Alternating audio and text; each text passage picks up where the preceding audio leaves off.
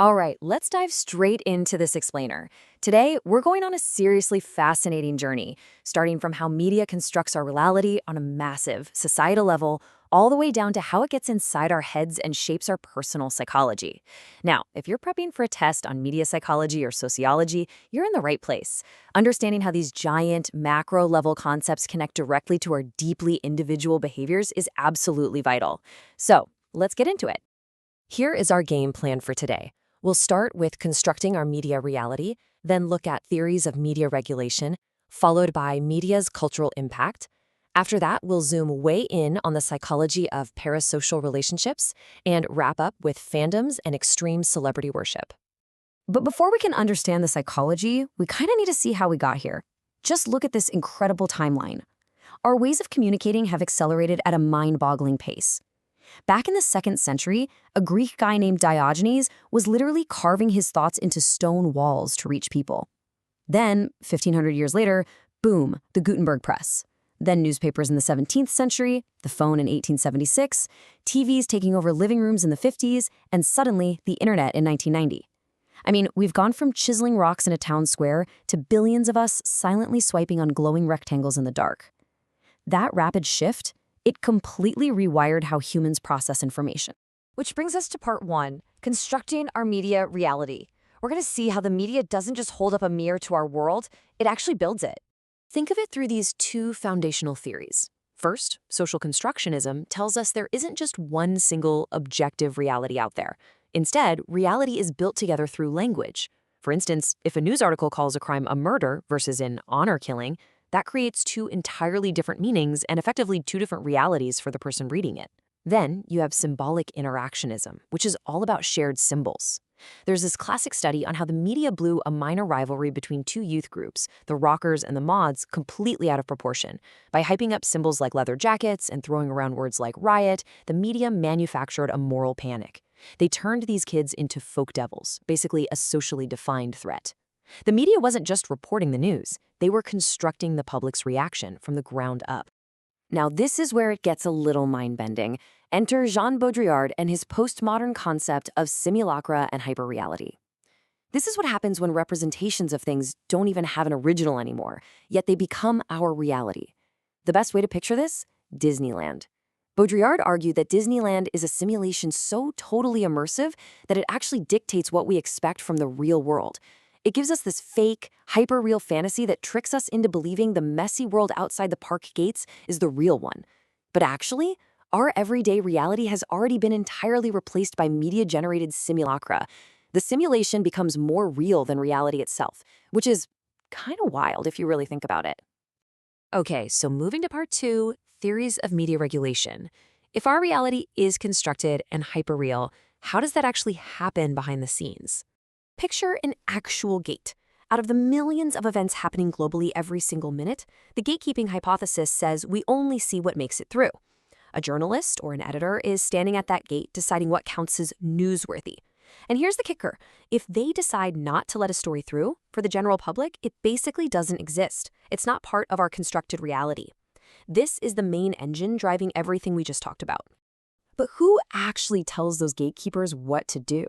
Well, Herman and Chomsky's model of manufacturing consent breaks down 5 massive filters. Before any news gets to you and me, it gets filtered by ownership, meaning the interests of giant corporations or governments. It's filtered by advertising, because they pay the bills. It's filtered by sources, since reporters rely heavily on official PR. It's filtered by flack, which is basically the fear of intense negative backlash or organized complaints. And lastly, it's filtered by fear itself, uniting people against a common enemy, like communism or terrorism. These 5 filters put immense pressure on the gatekeepers, basically shaping the information to protect power and profits way before it ever hits your feed. So we know the agenda is heavily filtered at the top. But let's pause and ask, how does this actually trickle down and change what you and I think on a random Tuesday? Well, actually, scratch the idea that the media just directly brainwashes us. The 2-step flow theory from Lazarsfeld and his team shows it's a bit more complex. First, the mass media reaches opinion leaders. This could be a local politician, a celebrity, or honestly, just that one really informed friend you text when something crazy happens in the news. Then, step 2, those leaders filter, interpret, and pass that information on to the rest of us. So informal chats and local influencers actually persuade us way more than just seeing a direct news broadcast. Now, if you're taking an exam on this, listen up, because keeping these next two straight is an absolute must. Agenda-setting theory is the macro level. It's the media telling us what to think about. If every news channel is suddenly blasting stories about the Olympics, well, you might not have cared yesterday, but it's on your agenda today. Media framing, on the other hand, tells us how to think about it. It's the linguistic spin. If you're at the store and see a yogurt labeled 95% fat-free, you think, wow, healthy. But if the exact same yogurt said contains 5% fat, it suddenly sounds like a warning, right? Agenda setting is the what, framing is the how. Let's roll right into part 3, media's cultural impact. Because the media sets the agenda and frames the narrative, it literally shapes our society in some incredibly tangible ways. Think of the media as the ultimate socialization agent. It sets our cultural norms. Like when the epic Ramayana was broadcast on television, it taught millions about righteous behavior and the triumph over evil. Media investigates issues to shape public opinion. It even mobilizes massive crowds, like the Yellow Vest protests in France, which were organized almost entirely through social media.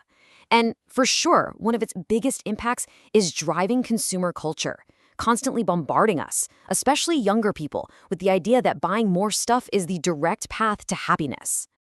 All right, let's pivot and zoom all the way in for part 4, the psychology of parasocial relationships. Let's look at how we personally deal with this crazy, constructed hyper-reality. We form parasocial relationships. Coined back in 1956, this is a one-sided, totally voluntary bond where we pour time, energy, and real emotion into a media couple. It could be a news anchor, a fictional character like Harry Potter, or your favorite Twitch streamer. We get this genuine illusion of intimacy. We literally feel like they're our friends, even though, let's be honest, they have absolutely zero clue we even exist. And by the way, this is a completely normal psychological thing. It is very different from, say, delusional stalking. We can actually see how this works by mapping media consumption right onto Jean Piaget's stages of cognitive development.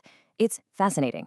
In the sensory motor stage, little babies just recognize TV routines and maybe a bright logo.